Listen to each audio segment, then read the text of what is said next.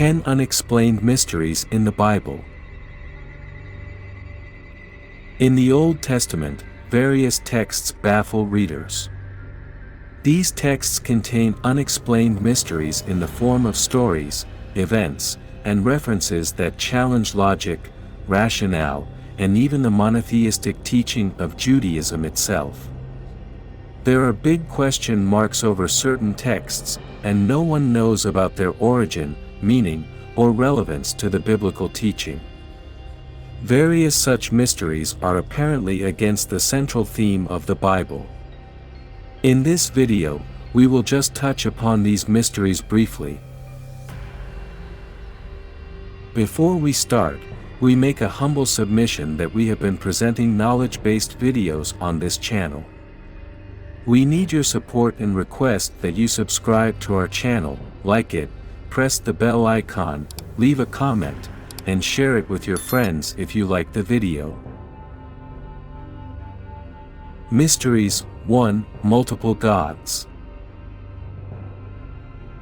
On various occasions, the Old Testament mentions the biblical God not in singular but in plural form, conveying that the biblical God is not one but there are many such gods. In some places, even God himself vouches for the presence of multiple gods. Such references are surprising, as Judaism believes in the oneness of God. The first such instance is in the very first chapter of the Old Testament, which narrates the story of Adam and Eve. In this verse, God contemplates the creation of human beings. The Book of Genesis chapter 1, verse 26.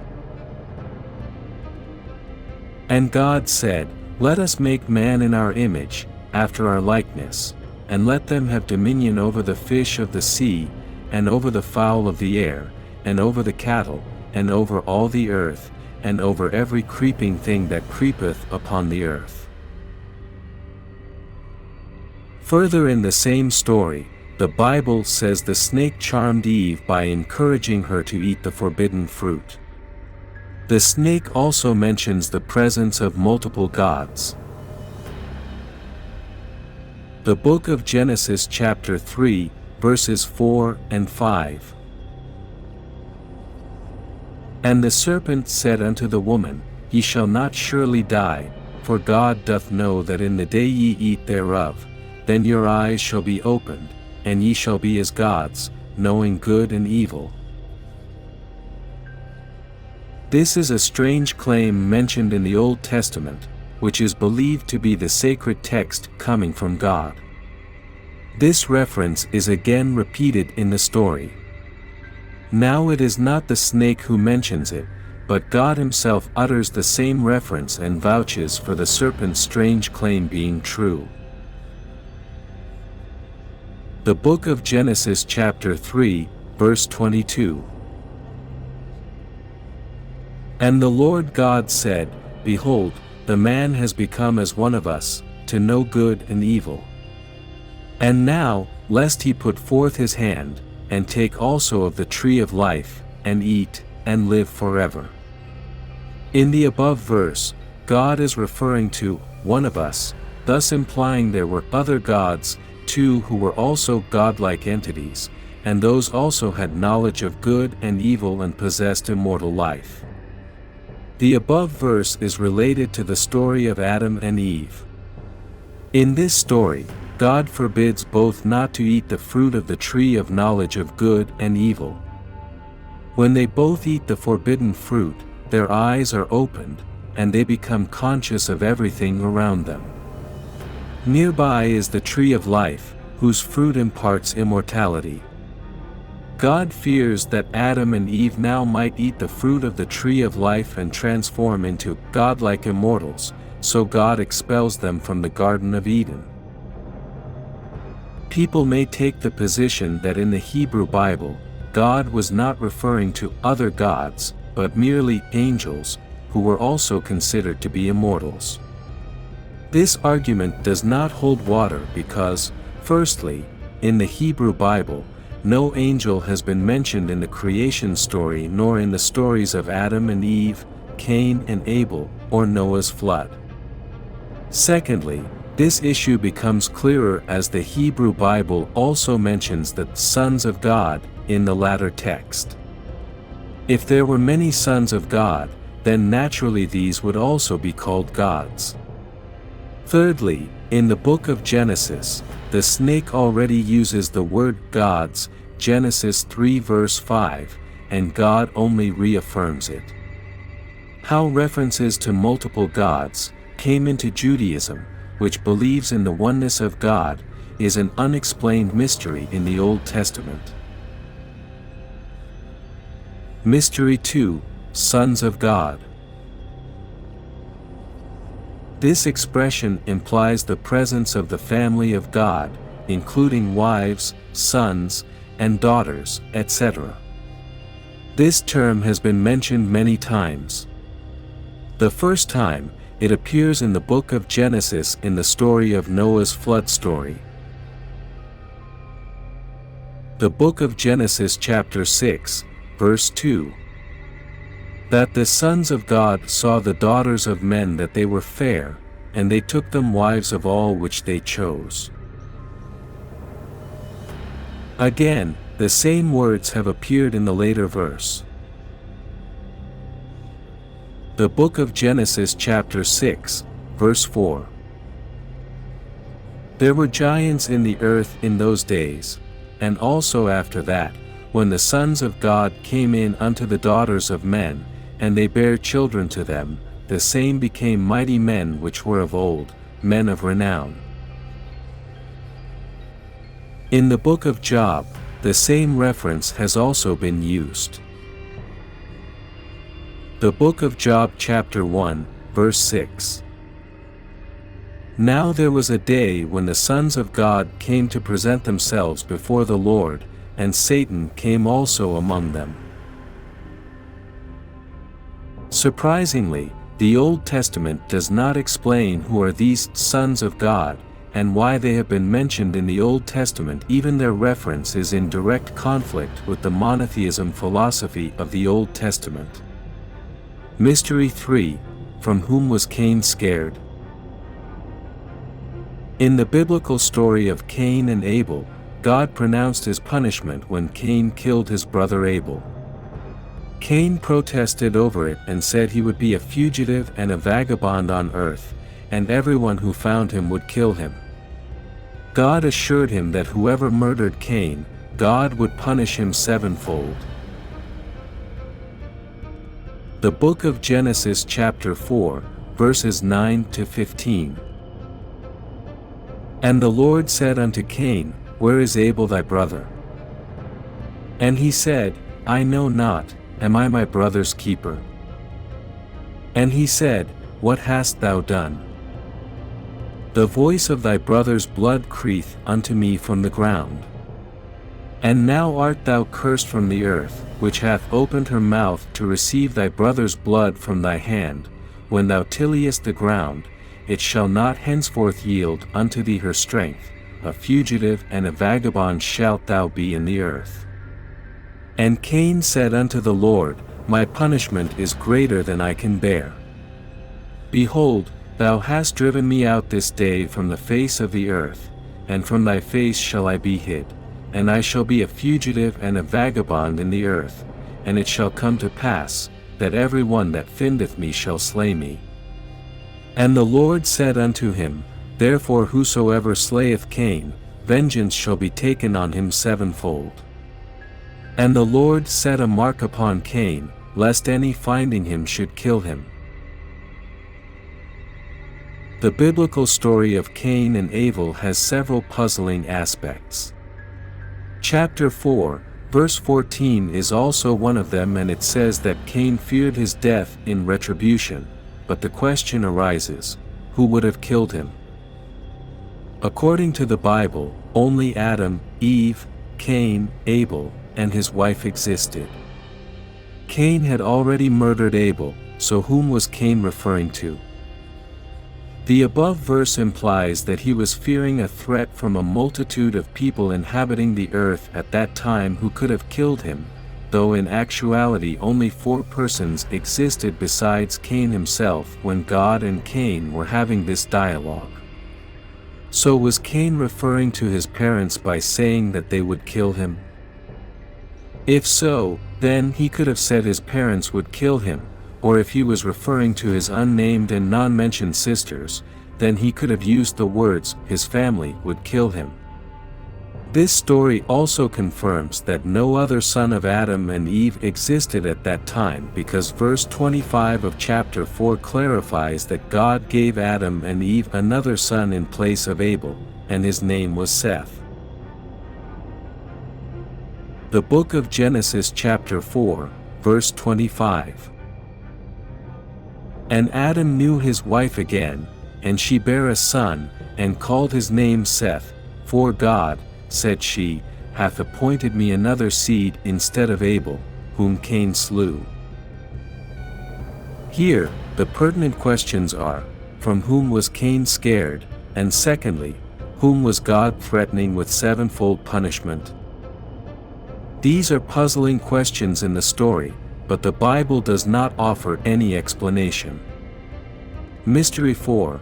Why did God kill all living beings on earth in Noah's flood? In the story of Noah's flood, God unleashed a devastating flood on the earth and decimated all living beings, men, women, animals, birds, and insects on the dry land except those living beings who were in the ark of Noah. Let us see first what was the reason for such vast-scale devastation. The Bible mentions the wickedness of man, which meant mischief by the children of the sons of God, and the daughters of men, as the cause of God's fury and his drastic action. The book of Genesis chapter 6, verses 4 to 7.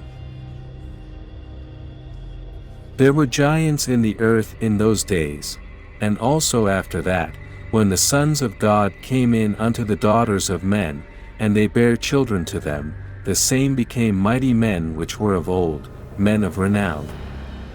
And God saw that the wickedness of man was great in the earth, and that every imagination of the thoughts of his heart was only evil continually. And it repented the Lord that he had made man on the earth, and it grieved him at his heart. And the Lord said, I will destroy man whom I have created from the face of the earth, both man, and beast, and the creeping thing, and the fowls of the air, for it repenteth me that I have made them.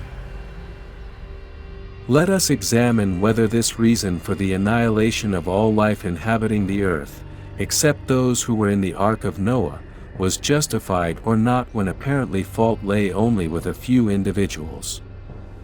Firstly, not every human being, at the time of Noah, belonged to giants, or was the children of the sons of God married to the daughters of the men. Around 1,656 years had passed from Adam to the flood. In this period, thousands of people would have been born. Some would have only sons and no daughters. Noah was himself such a case, having only 3 sons but no daughter. Many people would be childless. Several men and women would be unmarried too. Besides, there would be children who had no hand in this mischief. Thus, all these people could not be a part of any wickedness and disorder on earth that enraged biblical God. Such evil was created by the 2 categories of man, which were giants, and the hybrid children of the sons of God and the daughters of men only. In the same way, God killed all animals, birds, and other living beings when they had no hand in the mischief of hybrid people. But according to the Bible, God, defying every logic and rationale, punished all and sundry due to the fault of a few mischievous people only. On the other hand, God saved Noah, his sons, and their wives, and every living being who embarked on Noah's ark, but did not give any reason why such favor was given to a few living creatures only, while he denied such privilege to others, and consequently, they all were killed. Even though it is accepted that God saved Noah due to his piety, the question remains why his sons and their wives were spared, whereas the Bible does not mention anything about their piety. The same reasoning applies to the animals and birds, that why only one pair of each animal and bird was extended favor, while others were annihilated during the flood. This is another unexplained mystery that is not explained in the Old Testament. Mystery 5. God and Azazel are two equal entities. The Bible also mentions another mystery in the book of Leviticus when it equates God with the idol Azazel. In this book, God ordered Aaron to cast lots upon the two goats, one for God and the other for Azazel. Aaron was required to sacrifice the goat for the sin offering on which the lot fell for God. The goat for Azazel was required to be presented to God, who was to make an atonement with it, and then the Jews were asked to let that goat go to Azazel into the wilderness. Azazel was an idol, and it is incomprehensible how God himself asked for a goat to be earmarked for idol sacrifice side by side with him. The book of Leviticus chapter 16, verses 6 to 10. And Aaron shall offer his bullock of the sin offering, which is for himself, and make an atonement for himself and for his house. And he shall take the two goats and present them before the Lord at the door of the tabernacle of the congregation. And Aaron shall cast lots upon the two goats, one lot for the Lord and the other lot for the Azazel. And Aaron shall bring the goat upon which the Lord's lot fell, and offer him for a sin offering. But the goat on which the lot fell to be the Azazel shall be presented alive before the Lord, to make an atonement with him and to let him go for Azazel into the wilderness. Interestingly, now the English translations do not use the original Hebrew word Azazel, but to hoodwink readers, Azazel has been replaced with the word scapegoat. The biblical verses in the book of Leviticus clearly allude to the notion that both God and Azazel are equal. This mystery is still unsolved. Mystery 6. Why did Lot offer his daughters to the people for sex? There is another unexplained event in the Bible that is still beyond comprehension. In the story of Lot and the destruction of Sodom and Gomorrah, angels visited Lot's house on God's orders to punish the residents for their abhorrent practice of sex with the guys. Lot was unaware of the true identity of the angels. He regarded them as human beings. The people of Sodom, when they learned about the angels, gathered around Lot's house and demanded that he bring out his two guests so that they could use them carnally. Lot went out, closing the door behind him, and begged them to refrain from such wicked deeds, offering them instead his virgin daughters to do with as they pleased. The men of Sodom accused Lot of acting as a judge and threatened to do worse to him than they would have done to his guests. The book of Genesis chapter 19, verses 5 to 9.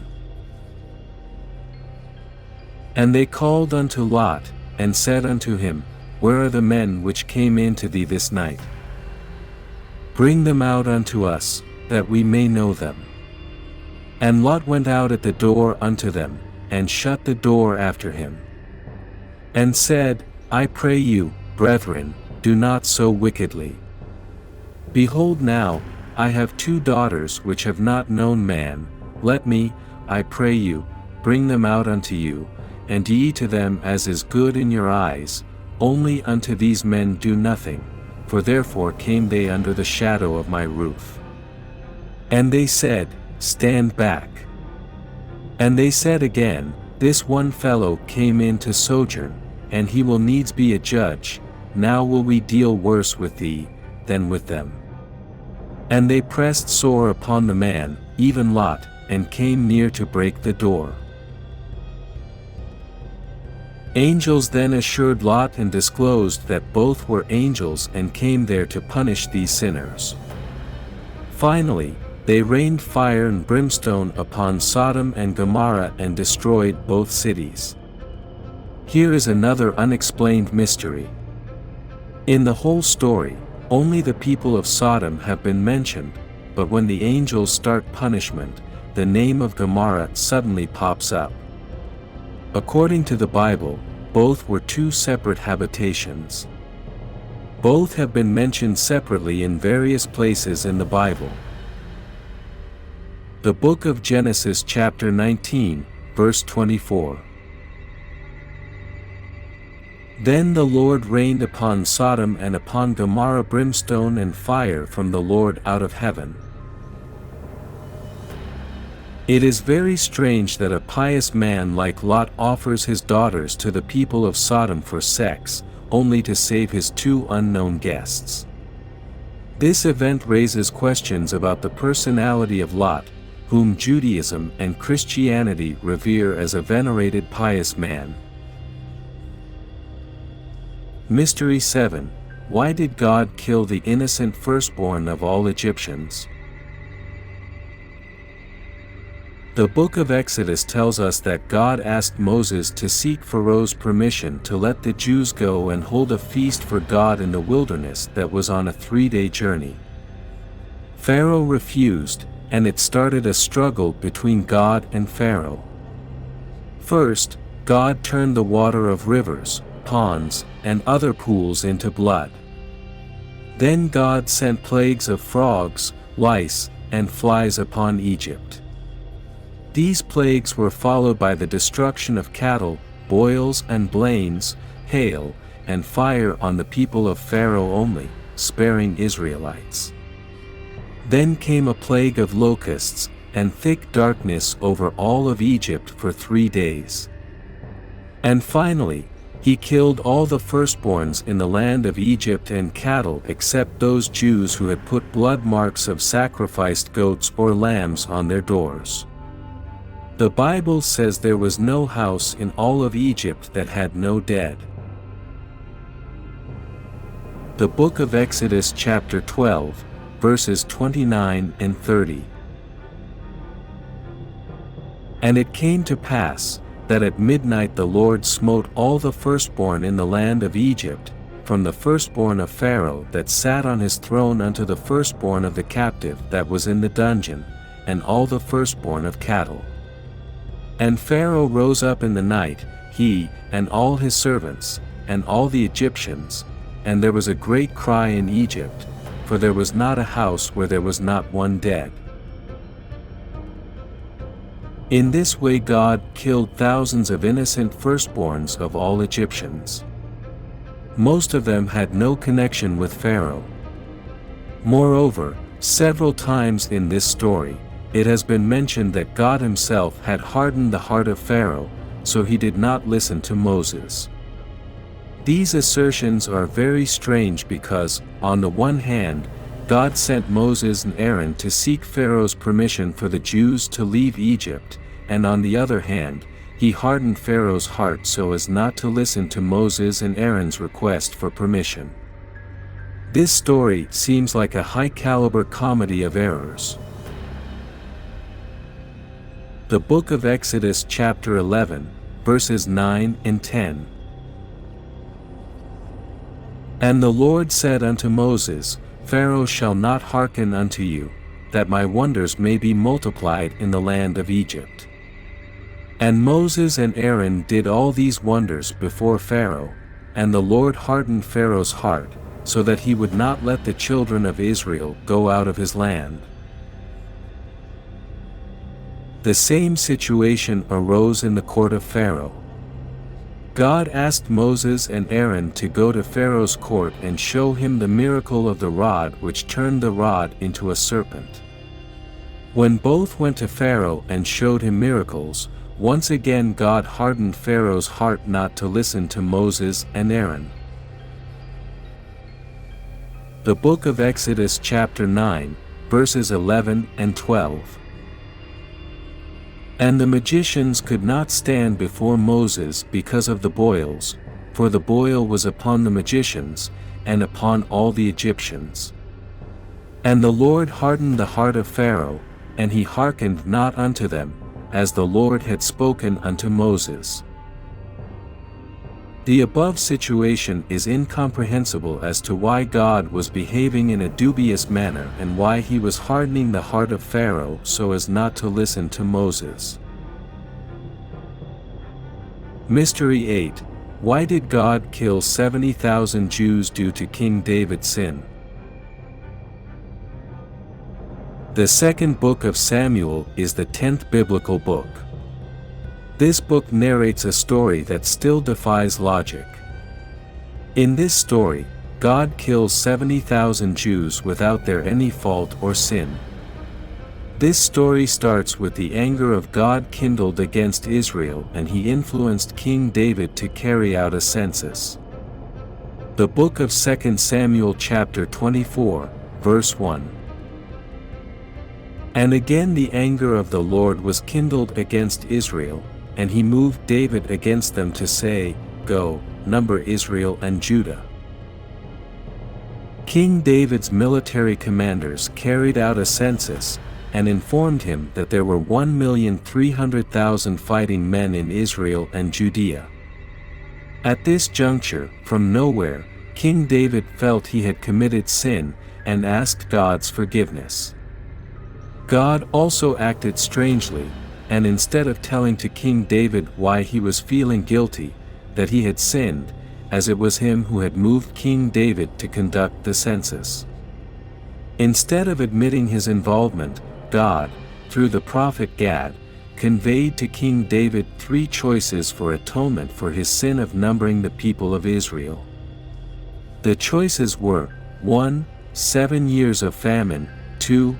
3 months of time in which David's enemies could chase him, and 3 days of pestilence on the Israelites.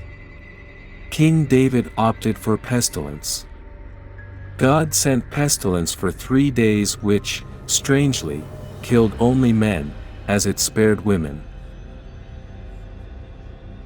The book of 2 Samuel chapter 24, verses 13 to 15. So Gad came to David, and told him, and said unto him, Shall 7 years of famine come unto thee in thy land? Or wilt thou flee 3 months before thine enemies, while they pursue thee? Or that there be 3 days pestilence in thy land? Now advise, and see what answer I shall return to him that sent me. And David said unto Gad, I am in a great strait.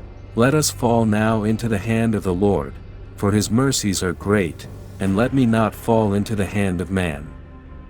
So the Lord sent a pestilence upon Israel from the morning even to the time appointed, and there died of the people from Dan even to Beersheba 70,000 men. This story confuses everyone. On the one hand, God himself moved King David to conduct a census so he could punish the Israelites. Why God wanted to punish the Israelites, no one knows. It is a mystery. When his military commanders implemented his order, suddenly King David felt that he had committed sin and begged God's forgiveness. God, instead of telling him that it was he who had swayed him for that act, proposed 3 punishments. King David opted for punishment for killing his people for his sin, and God also accepted King David's choice without considering that it was King David's alleged sin, so why would he kill the innocent Jews? Instead, God happily went on a killing spree and slew 70,000 innocent Jewish men. It is also strange that pestilence only killed men, not any women. No one comprehends any logic in this tale, and several loopholes in this story need satisfactory explanation. Mystery 9. Why does God forgive taller biblical personalities for their horrific sins? The Bible mentions three mighty and towering personalities who did reprehensible acts, but God overlooked their crimes, and instead of punishing them, rewarded them without giving any reason. These three personalities were Moses, King David, and Solomon. Moses.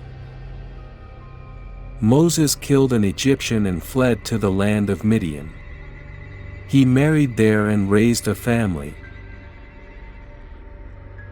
The book of Exodus chapter 2, verses 11 and 12. And it came to pass in those days, when Moses was grown, that he went out unto his brethren, and looked on their burdens, and he spied an Egyptian smiting an Hebrew, one of his brethren. And he looked this way and that way, and when he saw that there was no man, he slew the Egyptian, and hid him in the sand. God, instead of punishing him for murder, made Moses a prophet and entrusted him with the job of leading the Jews out of Egypt to escape from bondage. King David. King David saw Bathsheba taking a bath, and he called her. He was married and had many wives. She joined him, and they both had sex. Bathsheba was also married, and her husband's name was Uriah the Hittite. She became pregnant from King David. The book of 2 Samuel chapter 11, verses 2 to 5. And it came to pass in an eventide, that David arose from off his bed, and walked upon the roof of the king's house, and from the roof he saw a woman washing herself, and the woman was very beautiful to look upon. And David sent and inquired after the woman. And one said, Is not this Bathsheba, the daughter of Eliam, the wife of Uriah the Hittite? And David sent messengers, and took her, and she came in unto him, and he lay with her, for she was purified from her uncleanness, and she returned unto her house. And the woman conceived, and sent and told David, and said, I am with child.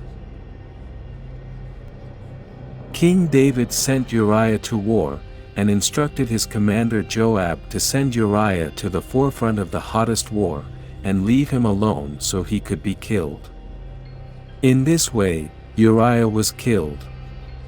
King David married Bathsheba, and she delivered a son. God became furious and killed that innocent child instead of punishing King David. In this story, a sinner was spared who had committed fornication, but an innocent child was killed without any justification. Solomon. God had forbidden Israelites from marrying non-Israelite women, but King Solomon married many of them. These women practiced pagan religion and worshipped different idols. Solomon constructed temples for their idol gods' worship. The book of 1 Kings chapter 11, verses 1 and 2. But King Solomon loved many strange women, together with the daughter of Pharaoh, women of the Moabites, Ammonites, Edomites, Zidonians, and Hittites, of the nations concerning which the Lord said unto the children of Israel, Ye shall not go into them, neither shall they come in unto you, for surely they will turn away your heart after their gods. Solomon clave unto these in love. King Solomon ignored God's commands. King Solomon also constructed temples for these idols, and he worshipped these idols with his wives. The book of 1 Kings chapter 11, verses 4 to 8. For it came to pass, when Solomon was old, that his wives turned away his heart after other gods, and his heart was not perfect with the Lord his God, as was the heart of David his father. For Solomon went after Ashtoreth the goddess of the Zidonians, and after Milcom the abomination of the Ammonites. And Solomon did evil in the sight of the Lord, and went not fully after the Lord, as did David his father.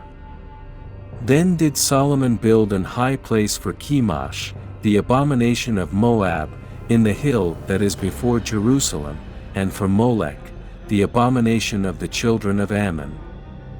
And likewise did he for all his strange wives, which burnt incense and sacrificed unto their gods. As punishment, God promised to take away his kingdom from his son in retribution for Solomon's worship of idols.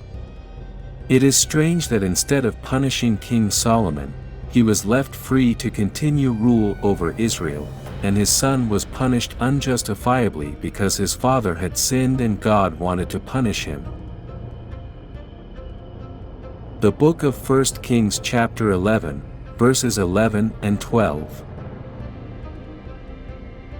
Wherefore the Lord said unto Solomon, Forasmuch as this is done of thee, and thou hast not kept my covenant and my statutes, which I have commanded thee, I will surely rend the kingdom from thee, and will give it to thy servant.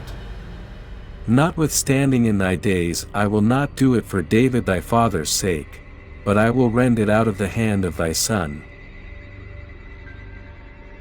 Mystery 10. Why does God always love meat?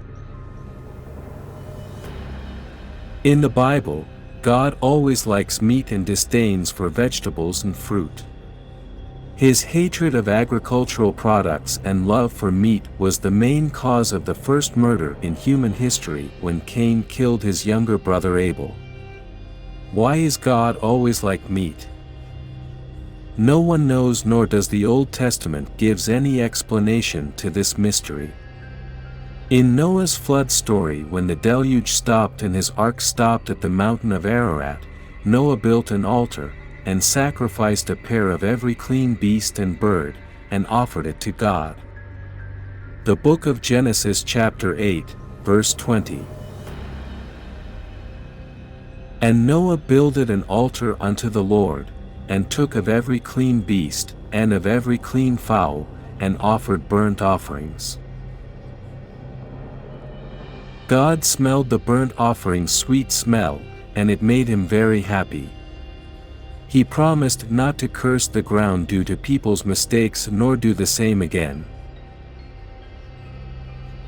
The book of Genesis chapter 8, verse 21.